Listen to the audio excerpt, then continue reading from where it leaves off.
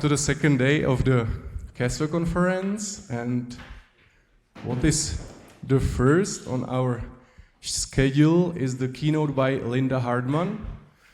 I kindly ask you to start in a few whiles. Today there will be quite a long day, so we have two excellent keynotes. So this is the first one. In the evening we have Stefan Stab, who is here as well. And after that we have the poster session and dinner. So let's start.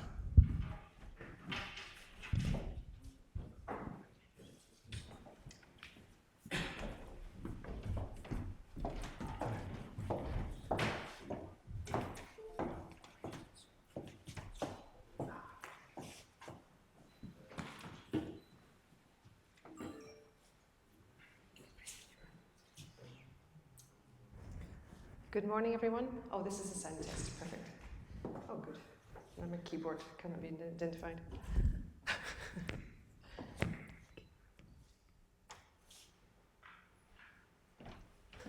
Oh.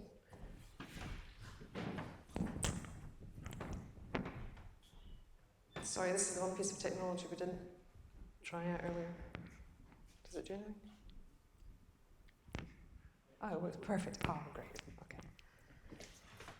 Good morning, I'm Lynda Hardman. I work at the Centre for Mathematics and Computer Science in Amsterdam. I'm also a professor at the University of Utrecht. And if you want to know the difference, then grab me in the coffee and I'll explain it all.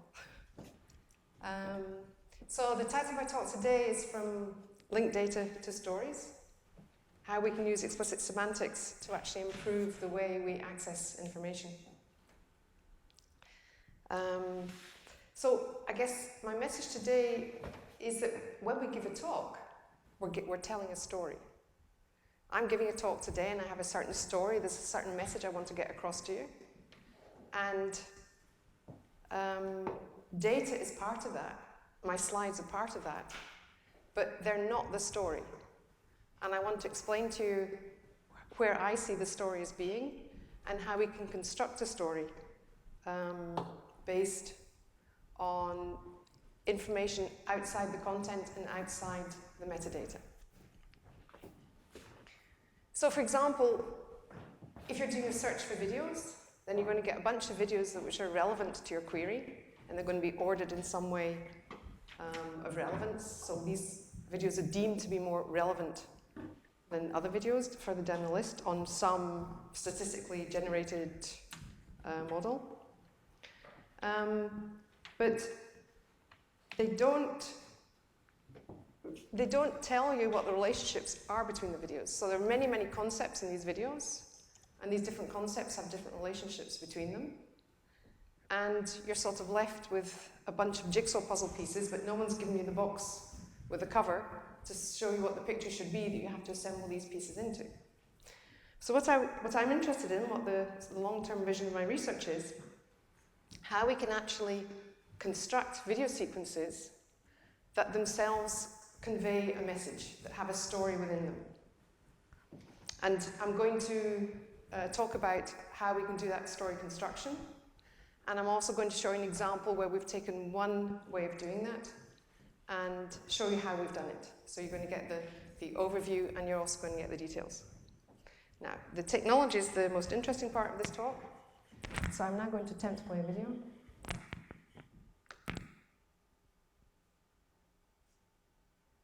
Good.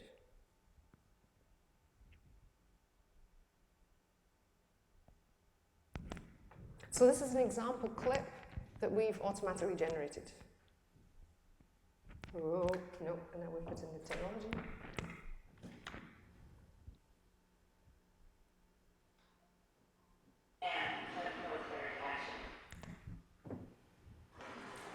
In the big picture, I don't think it's ever a good thing.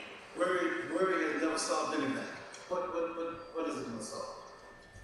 What will it achieve? It can't achieve anything. You have to sit down and decide, what are we going to do about this? Who can I talk to? Who will listen? But I think there are circumstances in which I certainly can't think of a more effective way to counter this sort of thing. I don't know, we're spending $2 million bombs on $10 tanks. You know, I mean, they're just they're hitting sand and they're hitting rubble. I don't know. I suppose at a point where certain people play by certain rules and you gotta kind of go to their level.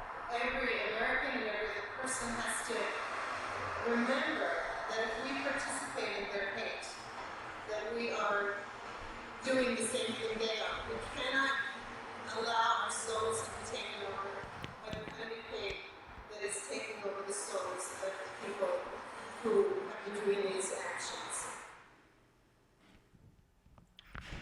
Okay, apologies for the not very good sound in the beginning, but I'll explain more about what the lady said as part of the talk. Okay, so that was the example video to just like show we can do this in some sense. And my research question is, how do we get from lists of relevant content to stories? So where's the human element in this? How do we add it? Well, we have content, and this massive paper is meant to represent digital content on the web.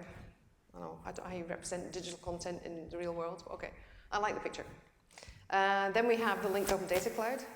I'm assuming we're all totally familiar with the linked open data cloud. Otherwise, we have a problem with the talk. And then finally, and I guess this is what my talk is really about, is about what I call the glue. And this Chinese symbol is meant to represent the concept for story or narrative. And you'll discover later why I'm using this weird Chinese concept, because I can't really define it yet, but it's sort of in this space. So these are the three things I have. And we all have content. We all Google, at least I Google for images and videos the whole time. So there's plenty out there. You don't always find what you want, and you never get it connected together. It's always individual images or individual videos, and that's what you get when you start looking for stuff. And while the content itself is a value, so I'm showing you a picture of a bunch of paper here to convey the concept of all the digital content on the web. It's not actually the picture I care about. What I care about is the concept it's representing, digital media on the web. So it's my visual representation for this concept, and I'm trying to get the concepts across to you, and I'm trying to weave together a pattern among different concepts during my talk, and that's how I'm getting my story across to you.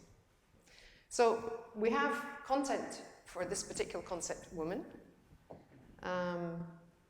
and I hope you would agree, if you start looking for images with a woman in them, these are likely to turn up in that set.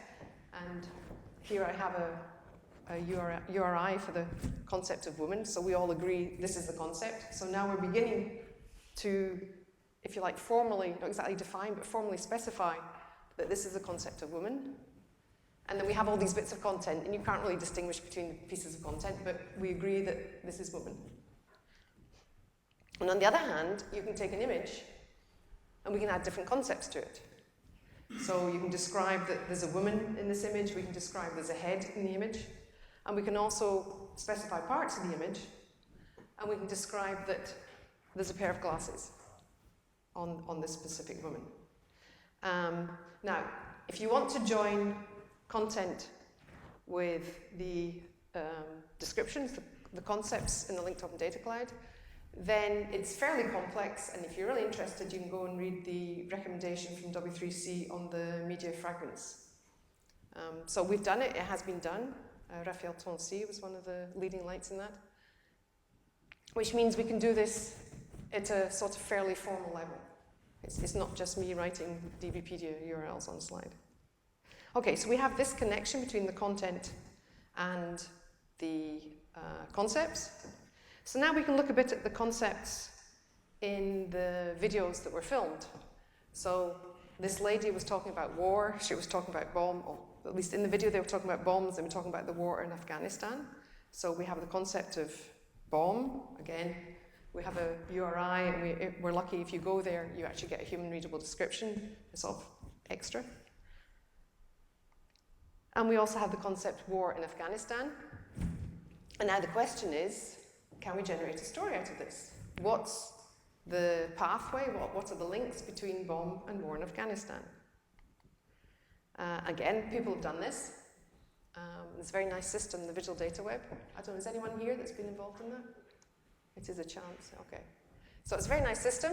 And you can go from concept to concept. You can walk along this path, and there are different paths. These paths are not really meaningless, but they don't tell a story. And the question is, how do we create this story? So this is my glue. How do we get this glue to help us create a story? So I'm not saying this system is no good. I think this is a brilliant system, because it's really hard finding these paths, but there's no indication of which are the human meaningful paths along this linked data path. Okay, so to give you some idea what I'm talking about with glue, I'm going to give you a couple of examples of glue. This is how we humans communicate. And there are other forms of glue. So there's the Krysian maxims. For example, if I say to you, can you tell me the time? And you say yes, that's breaking one of the maxims, because actually what I'd like to do is I'd like to know the time. And you just give me a logical answer. So that's not how we communicate. A narrative structure is another way. But today I'm just going to talk about the art of rhetoric and some concepts from film theory as examples of my glue stuff on the right-hand side. Another word for this glue is discourse structure, or discourse. Okay, so Aristotle. This is not exactly new. This is like 400 BC. And Aristotle wrote this treatise on the art of persuasion. And there are three elements of this that he identifies. And first of all, we have logos. This is basically what science depends on. We have data, we have conclusions based on that data, and we have reasoned argumentation. So I hope this morning that I have some reasoned argumentation in my talk. I don't have much data. I do have some conclusions. And as a field, we're very logos-oriented. Probably, if we weren't that type of person, we'd never have done computer science or semantic web in the first place. So, this is where the facts are in our world. On the other hand, that's not how we are persuaded. We're very persuaded by who people are. So, if I'd be introduced as, oh yeah, we saw Lynda walking down the street and we thought maybe she's got 45 minutes to come and give a talk because she's got nothing else to do, then you wouldn't be very happy about it. But somebody thinks I was good enough to be invited for a keynote. I said, oh, it's a keynote. Oh, she must be good.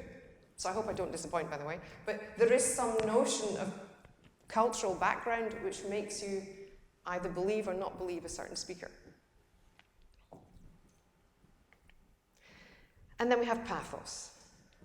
And now you're all meant to go, ah. So pathos is really aimed towards the emotions. And emotions are not just, this is a cute dog, but there can be anger, there can be passion. This is how really good speakers get a crowd motivated to go and do something, to take action. So these are all these ways we can communicate. We do communicate.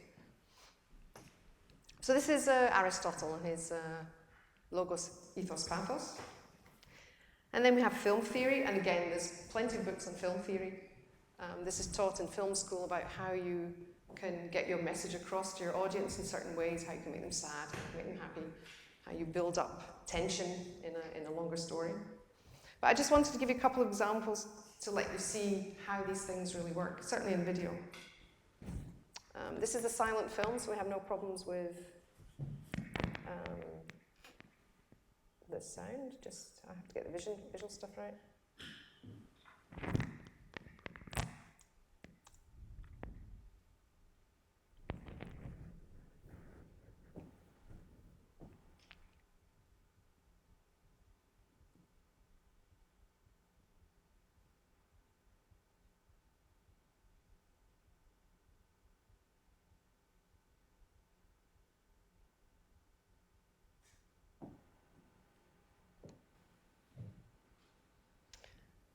Sorry.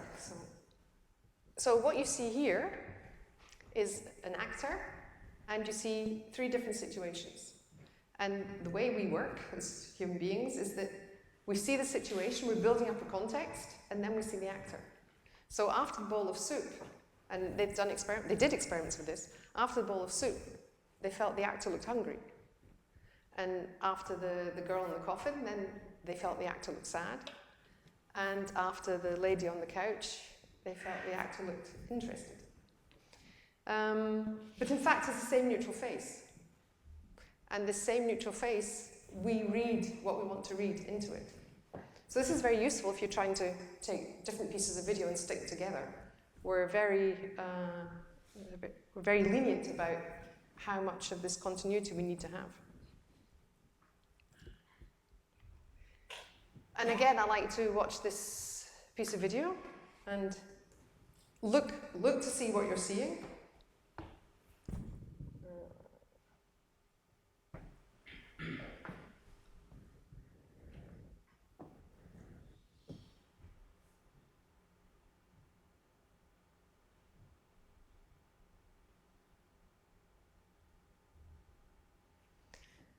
So again, what you saw were a number of shots of the woman and the guy and the rock face and something falling. And I hope you inferred a story out of that she was being chased off the cliff and fell to her death. And this story that you're generating is in your own head because nobody said there was that story there, but you put these images together in that sequence and you generated that story. Okay, so these are the way, with these different medium, we can communicate to you.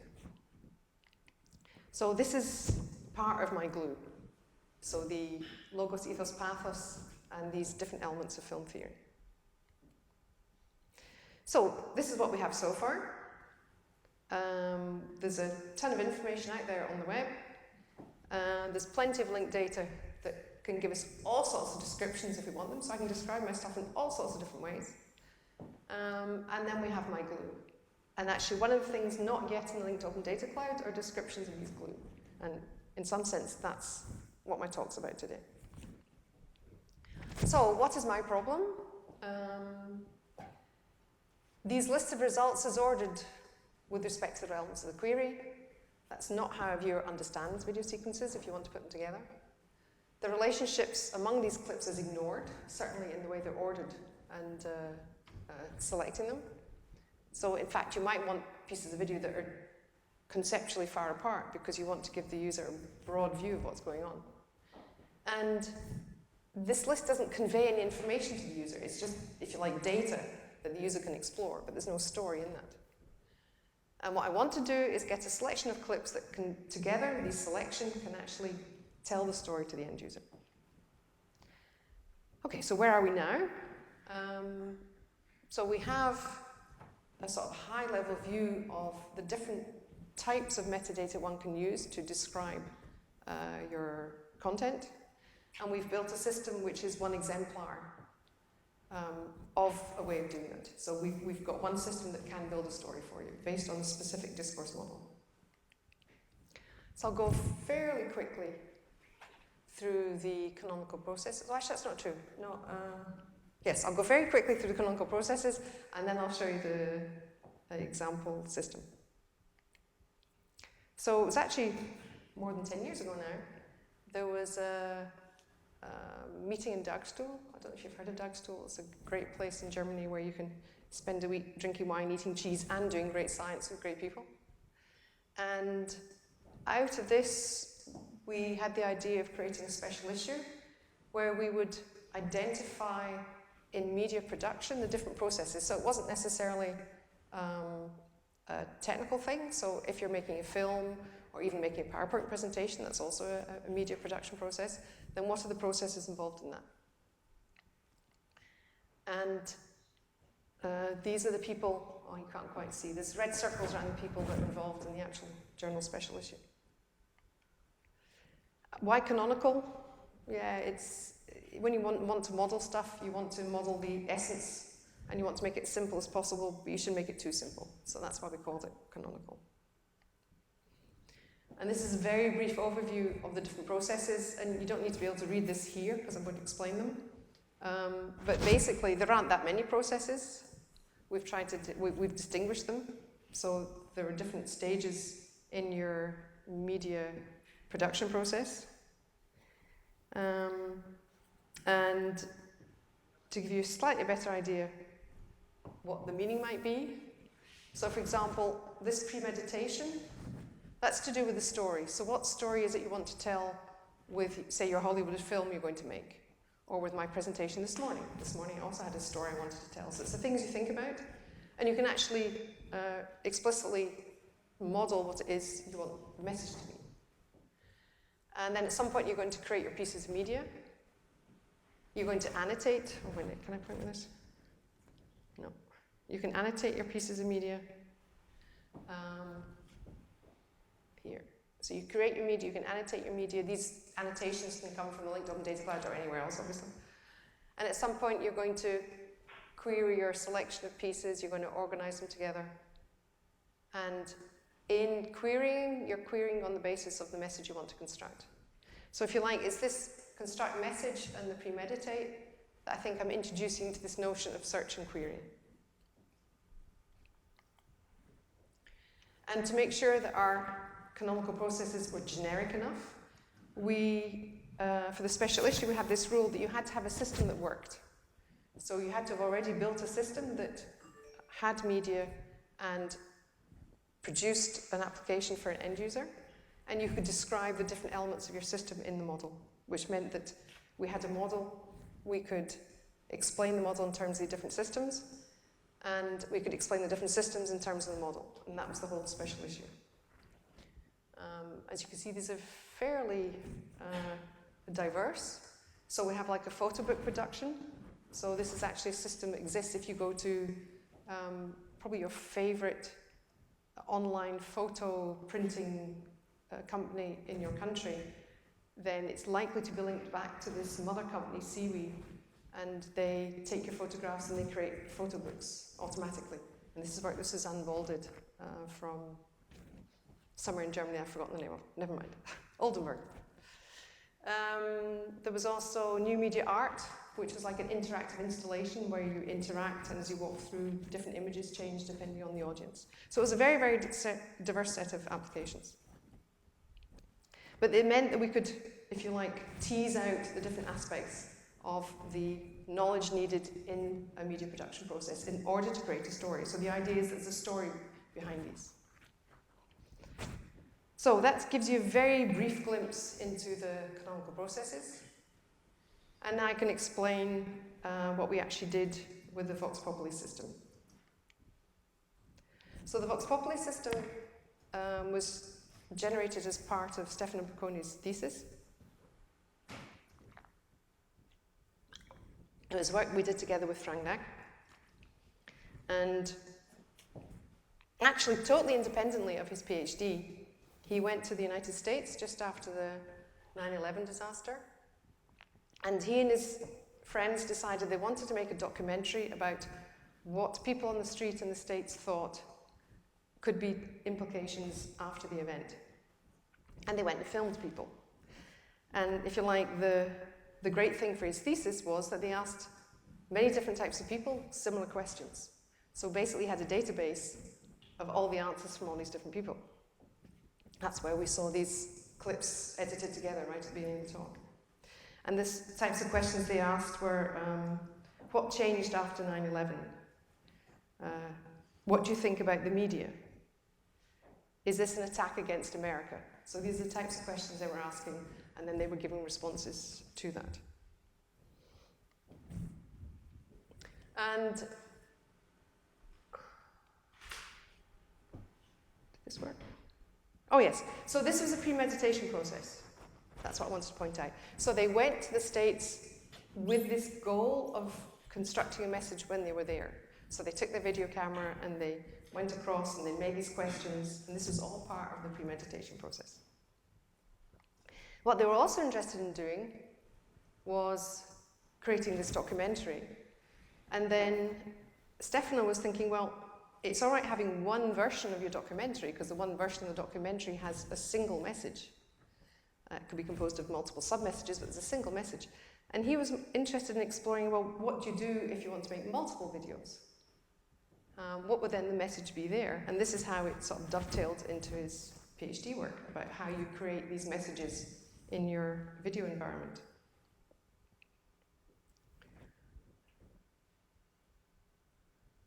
So he was wanting to sequence his video using the types of rules that a film editor would use as a person, right? Not automatically, but as a person.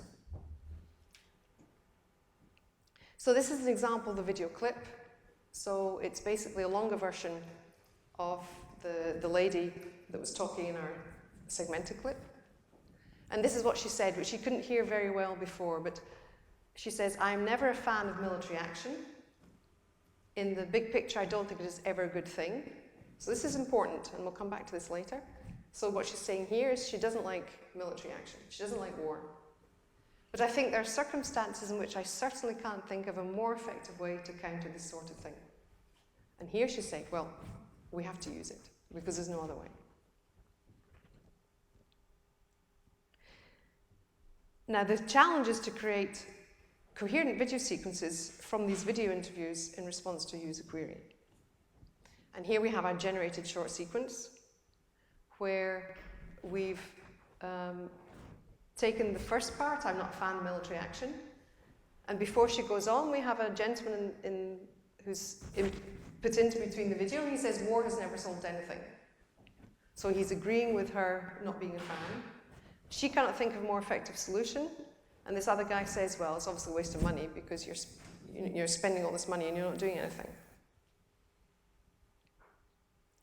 So how do we generate this? So we basically, Stefano spent a long time annotating it. This was actually before things like DBpedia and WordNet were available. So he was having to go around and use his own vocabulary to annotate these things. The annotations were rhetorical annotations. So we have the logos. So he was looking at the concepts in the video that he could then use to create a vocabulary. And then he used the argumentation model to understand how these are put together. So the Toolman model is a model of argumentation developed by language experts, not by computer scientists. And they use this to analyze, if you like, speeches and things like that. So what is the argumentation pattern? And he went around and looked at particular models to see which would be the best. And he found that Toolman was a nice balance between what he can express and simplicity that he can actually deal with it in a computational way. So we're not anywhere saying that Toolman is great, we're just saying this is an example to show us that this whole system will work. And then with descriptive annotations, so the question asked, which I've already mentioned, the interviewee.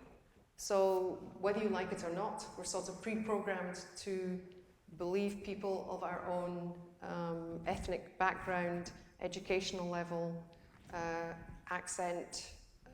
We feel more familiar with those people, and then we are likely to believe them more. So this is the ethos, if you like. And then the filmic annotations, these are things you would expect if you're making your own film, which actually many of us do these days.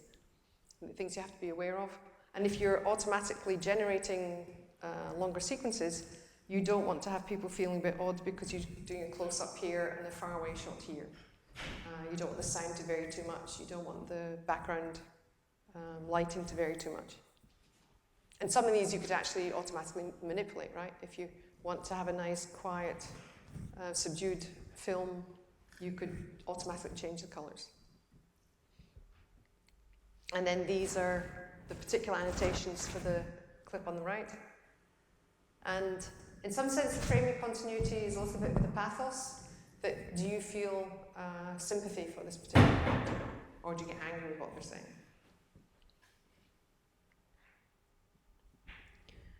And in order to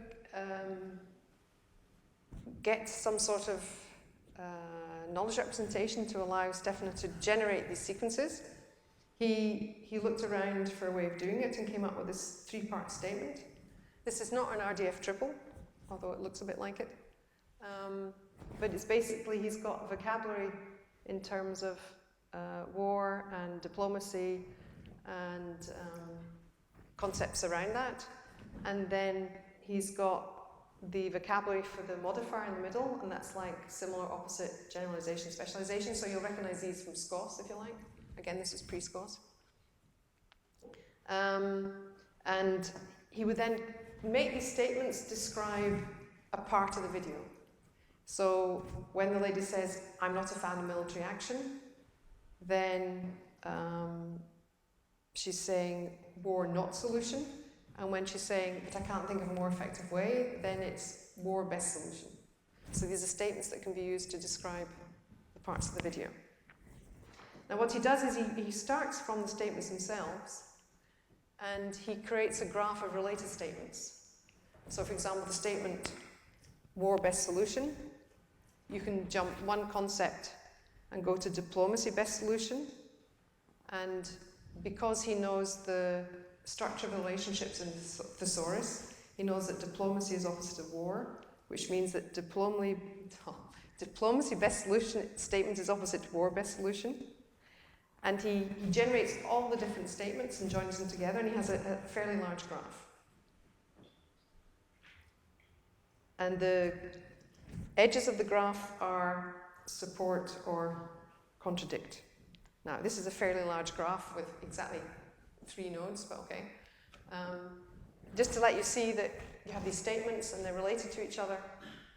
And once he's generated this large graph, he then looks to see which video clips are actually annotated with some of these statements. And then he clears out all the nodes of the graph that don't have video clips. So he starts from the statements and then he adds the media to it. Okay, so where does Toulmin come in? So now we have a graph of related statements. We have a bunch of videos that are related to the statements. Now we want to generate a story. So in some sense, we now need to find some linear route amongst all these video clips. And this is where Toulmin comes in.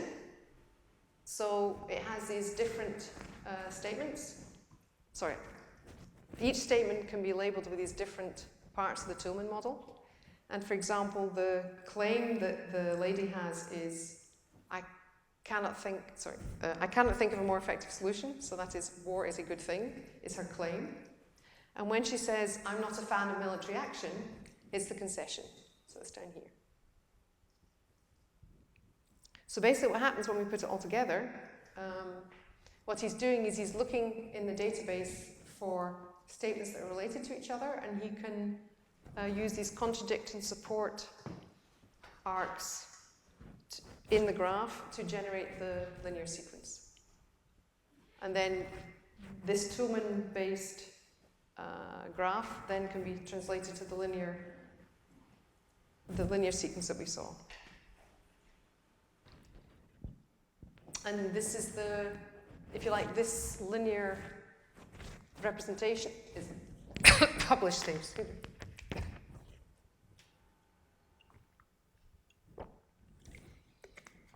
Is a published process in canonical processes. In the Vox Populi interface, then the query itself, where you want to get different pieces of video from the database, the user has a sort of whole dashboard to do this. And for example, examples here. What we've done here was we had to create clash. So in some sense, this is the construct message. So we have the Toulmin model, and that helps us to create a structure. But what structure do we want to create? We could have said, show us all the video clips which support war. And you could have just had a whole linear selection of war support statements, which would have been somewhere here, create support. On the other hand, you could also have showing all the videos from a particular person. So there's a person up there somewhere, first character. You just have all the videos from that person, and just have the whole sequence play from that. But the create clash was the one that really gives us this more idea of the story, that you want to show that different people have different views on things. And this case, the question is, what do you think of the Afghanistan war? So I hope that gives you an idea about this particular example where we had content, we had descriptions, and we had a particular form of glue, which was the Toulmin model that we used in order to create the sequence. So I think I mentioned a little bit before, so the premeditate is where they went to the States with their questions prepared. They created their video. Then Stefano did this weeks of work to do all the annotations, to get them right in terms of the Toolman model. So that's the bit that we need to do a bit more automation on, but that's all, some parts are possible. The constructing the message I showed you with the query for create clash, and then organizing that using the Toolman model. Oops. And publishing as a sequence, and then basically distributing it is when I show it to you on the screen. So we learned a lot from this.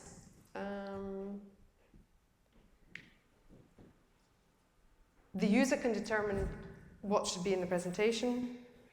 If you add more material to the database with more annotations, then it doesn't change the structure of what's going on, it just gives you more material to feed off. Yeah. So basically it showed us we could do this. This is more for purposes being in the slides so you can find the links later. So how can annotations help? So I hope I've been able to explain to you that annotations aren't just describing who made something, when was it made, what can you see in it, but can also start describing the message to be conveyed. So when a piece of video was shot, you could annotate the message that was being intended in the shot. You can also annotate which part of a discourse model is being used. Okay, these are not necessarily objective annotations, they're subjective. But if you know they're subjective, then you can still do the annotation. What can we use them for? Well, I've shown today that these can be used for generating video sequence, but there's other things you can use them for. You can disambiguate query terms. You can group similar items for conveying topic breadth. So if you want to learn about a particular topic, then perhaps you don't want everything on that narrow topic, but you want to have different examples across a concept space. You can also use it for visualizing, for finding similar items, organizing the order of presentation. So all this metadata can be used for many different things, and I would say go back and see the canonical processes. So in the examples I have here, we were able to express things like war is not effective. The objects in the video clip are linked to descriptions from the linked up data cloud, and how we communicate the story in terms of, in this case, Toolman, logos, ethos, pathos, and the film theory. So I've now realized that I'm way early, which is fine, because I've got one last slide. So what next? So these, I guess, is the real questions. We've done votes properly. As you see, it was a while ago. We've done some other work in the meantime to look at a more complex domain where if you imagine that we as citizens want to understand a specific environmental process better, then what information do we need? And one of my students went out and she discussed with documentary makers and journalists about how they, when they're creating either a news article or a documentary, which information they put into there to give viewers enough information to be able to understand the issues and draw their own conclusions. And then she was able to identify a whole bunch of different types of annotations, corresponding to parts of the canonical processes model, and also in terms of this logos, ethos, pathos. That, for example, if somebody's going to do shale gas drilling in your backyard, and you're going to interview the director of Shell, then you're unlikely to believe what he says because you know he has commercial interests. And if you're interviewing an environmental activist, then you sort of know beforehand that they're going to be against this shale gas drilling because you know it's going to be bad for the environment. So where do you get objective information from? Is there such a thing as an objective point of view? And these were all the annotations that she was interested in. So you could take your different pieces of media, and then having done that, you could then use the system to generate this. In her case, we didn't build a system, so we just the first step of the different types of annotations you would want. Another thing I'm interested in doing is exploring where, that was the example of the other domains. So this other domain is environmental issues. Also in education or crime solving.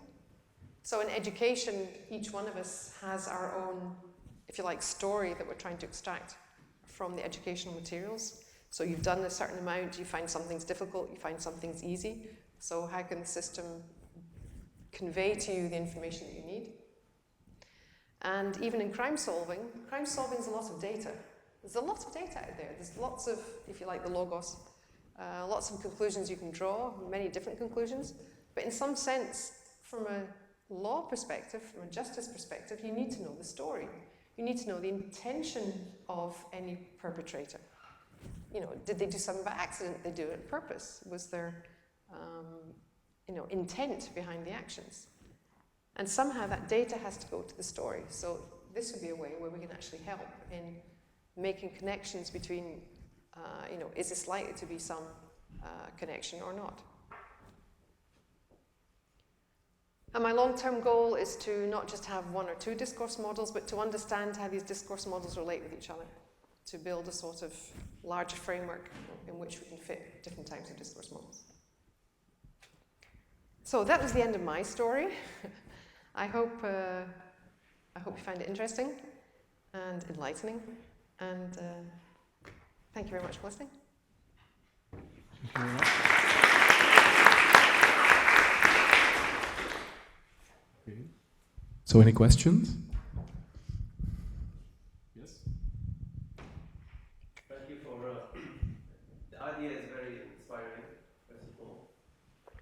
There is a part of your story I didn't get well, which is the glue. When you try to make a graph of statements and edges with support or against, how automated is that? Is it how much human interfere in creating such graph? Is it dependent a lot on the topic, or just it can be fully automated? How do you? Right. So I think. Why wasn't I thought it was what next. Oh yeah, sorry. That's my first point of what next, which I totally ignored. Excuse me. So the way Stefano did it, it was our first attempt, and he was looking for a way of being able to walk through the potential paths from the different video fragments. And so he generated this graph, and he generated it to be complete, whereas he only had a vocabulary of like 155 items. So if you'd imagine doing that with DBpedia, this doesn't scale. It just couldn't scale. So in that sense, I don't see his graph generation as part of the story. I see it as a sort of mechanism when you have these discourse models and you have the data that's annotated, we have to have some way of deciding, where we start our story and how we generate the next parts. And maybe we need a totally different method. And I can't give you the answer to that. So I was explaining the student who's looking at the environmental questions. We have all the annotations, and there are way more annotations than in Toolman. Perhaps there are too many annotations, but we haven't yet tried how to build that generation system yet. So, very good question. Thank you very much. Okay, thanks. Any question? Maybe the last one? Thanks, Lynda, for the inspiring talk. One question regarding what could be done here. So in the KR community, there is this argumentation frameworks. Is that a connection you're exploring at the moment, like to draw conclusions from that on a more formal way, or do you think that doesn't really? So, no, I mean, yes, it's related. And argumentation, if you like, was one thing we looked at. And when Stefano was choosing Toolman, then he was looking at the literature in that area to try and find out what would be the best models. Of course, those models have moved on. But I'm more interested in, I've done argumentation, so what's the next one I want to do? But yeah, I mean, it's certainly relevant. This goes beyond protocol. I'm not hearing you. Yeah, okay. Okay. Okay, so maybe let's leave this for the next discussion. And now I kindly ask Lynda to switch her role and help us in chair the next session, which is on knowledge extraction, the second session on knowledge extraction.